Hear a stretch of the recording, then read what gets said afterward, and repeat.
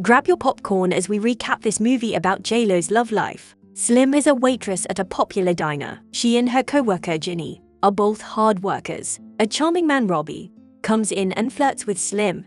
However, another man named Mitch interrupts them. Mitch had overheard the previous day that Robbie had made a bet with his friend that he could get Slim to go out on a date with him for $200. Mitch threatens the man physically, so this scares Robbie to leave. Slim and Ginny thinks this is romantic. Eventually, Slim and Mitch marry. Ginny is on the dance floor with Slim's ex-boyfriend Joe. Slim approves of their possible connection by giving a thumbs up. Slim's boss at the restaurant, Phil, gifts them a large amount of cash. Turns out Phil is Slim's father figure as she never grew up with one. Mitch is a super rich commercial contractor, so they can afford a huge nice house. When their daughter Gracie finally arrives, he's super happy. He even hangs up on his business clients to give his daughter his full attention. Years pass, and Slim tries to spark some special time in the shower. However, Mitch denies her this because he has to go back to work. While Mitch finishes in the shower, his pager goes crazy.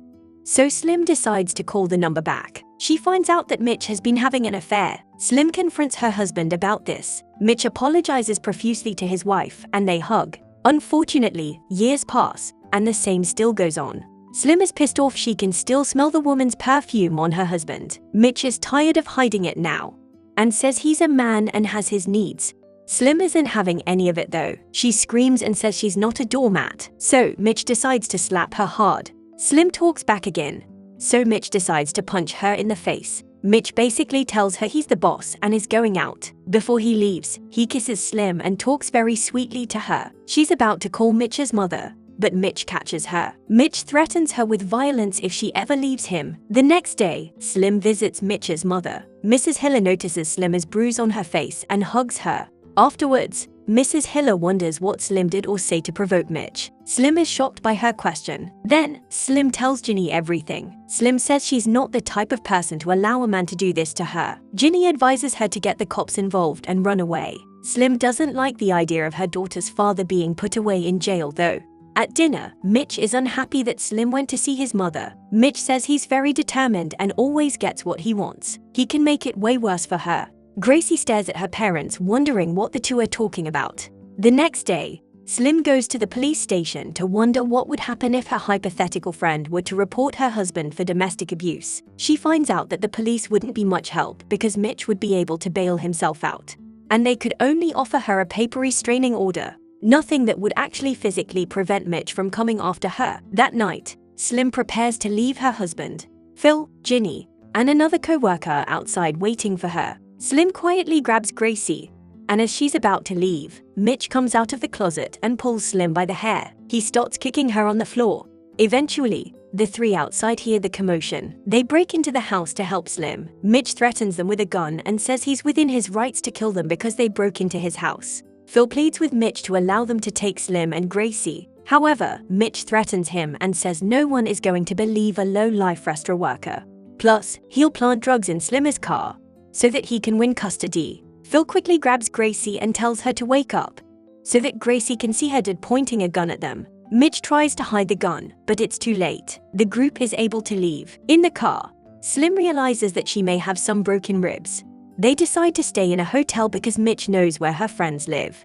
Unfortunately, all of her cards and funds are frozen, so she has to stay in a dilapidated motel. Later that night, Slim gets a call from Mitch. It turns out Mitch has located her. He starts banging on the door, so Slim escapes with Gracie in a very close call. Phil eventually helps Slim fly out to Seattle so she can stay with her ex Joe. Joe happily obliges to have Slim and Gracie stay with him. Slim even says she feels very safe with him. Suddenly, a knock is at the door, and Slim and Gracie hide.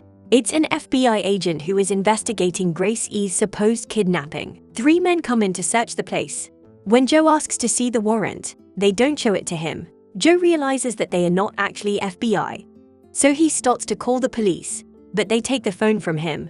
They look around the house, but they are not able to find Slim and Gracie. The 3 men threaten Joe with a knife. They decide to be dickwads and slice his sofa, then leave. Slim feels terrible for putting Joe in danger. Then Mitch calls Joe to threaten him. Eventually, Slim leaves Seattle and goes to San Francisco to meet up with her estranged dad, Jupiter. Jupiter is very cold towards Slim because he doesn't believe Slim is actually his daughter. With no help from Jupiter, Slim and Gracie are left to head to Michigan to stay in a homeless shelter. Slim even gets a new identity and goes by the name of Aaron. Surprisingly, Jupiter sends Slim some cash because the men who Mitch had hired went to see Jupiter and threatened him.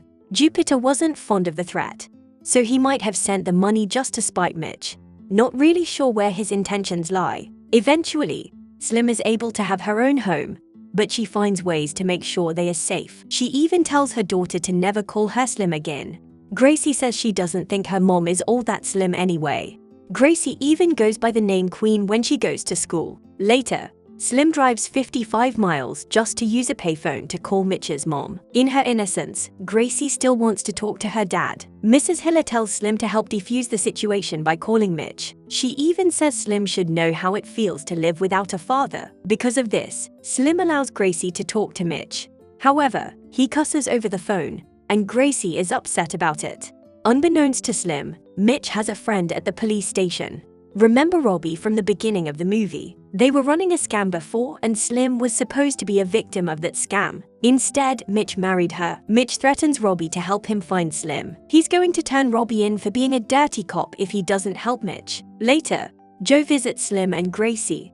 Robbie is in his car spying on them. While on the pier, Slim and Joe flirt. Meanwhile, Gracie interacts with Robbie. At night, Joe and Slim cuddle on the same bed as Gracie. They talk about being together, but that would mean Joe would have to find a job nearby. After Joe leaves, Slim is shocked to find Mitch inside her house. He says the typical, "If I can't have you, then no one can," as he pushes her and beats her. Gracie is watching this from the hallway, so she rushes to pull Mitch's hair to protect her mom. He pushes her away, and luckily, Slim uses her secret pepper spray watch on Mitch. She grabs Gracie and rushes outside the house. She even uses her lock that she installed to trap Mitch inside the house. They drive away recklessly, but another car follows her. They stop at an alleyway to put on disguises. Then Robbie knocks on her window. This shocks Slim to the core. Now that she realizes that Robbie had been in on this entire sham of a marriage, she drives away quickly. Robbie tries to get her to pull over, but Slim refuses. While the car chase happens, Gracie cries for everything to stop. Slim knows these roads better though, so she lures Robbie to a block bridge that ends up ruining his SUV.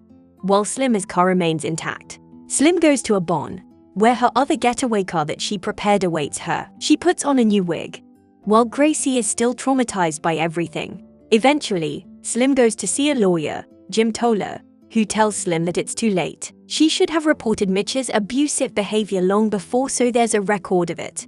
Jim even tells her that the upcoming custody hearing is all a ploy for Mitch to locate Slim and eventually kill her. One day, Ginny finally meets up with Slim so that Ginny can watch over Gracie for a while. Ginny wonders how long she'll have to watch Gracie, but Slim just gives her a vague answer, alluding to ulterior motives.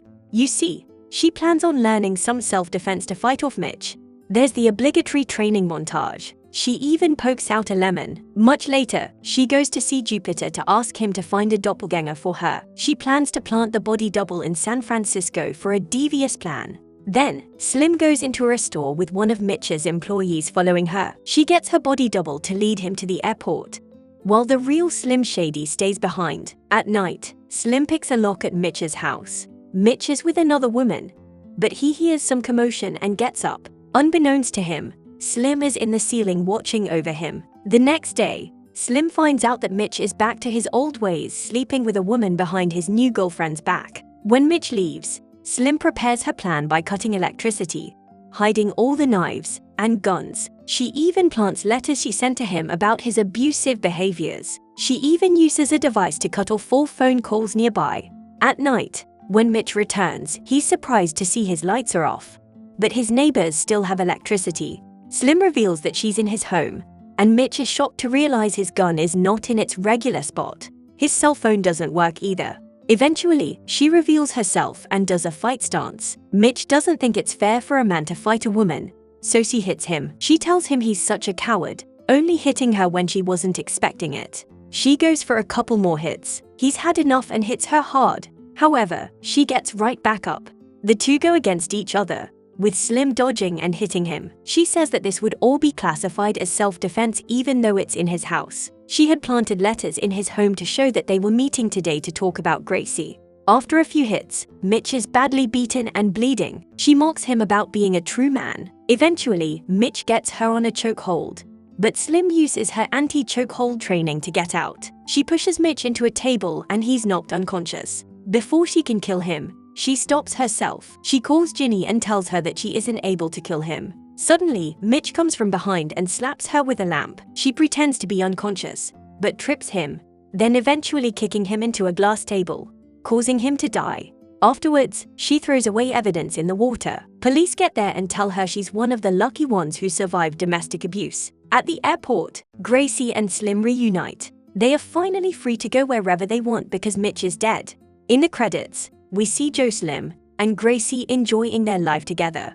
The movie ties it off as a happy ending.